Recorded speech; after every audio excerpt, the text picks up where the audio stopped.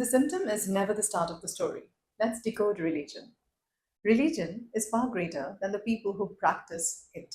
Strip away the rituals, the politics, the human error, and what remains is this one of humanity's earliest psychological technologies.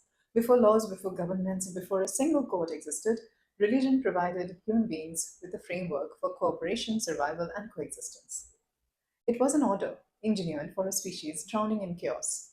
I sincerely believe that without systems of collective belief and ethical accountability, human civilization may never have survived long enough to become civilization at all. Think about what the founders and reformers of every great tradition were actually doing. Each one built their teaching around a central principle they believed would elevate human consciousness and hold society together.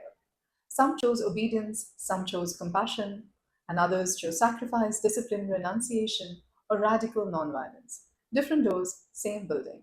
Every one of them was solving the same problem. How do you get millions of impulsive, fearful, self interested nervous systems to behave as one functioning organism?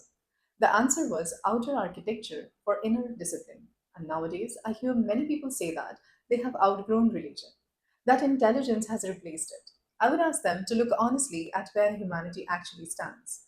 Because collectively, we have not yet evolved enough to distinguish right from wrong without external reinforcement, regulate our impulses without fear of consequences, act ethically without surveillance, remain compassionate without reward, hold ourselves accountable in private as rigorously as we do in public. A few individuals may have built that internal structure. They may genuinely not need the external scaffolding anymore, but a few cannot speak for the majority. The scaffolding still holds the building up. And here is something even more remarkable. The intelligence embedded in these ancient systems went beyond psychology. It extended into ecology.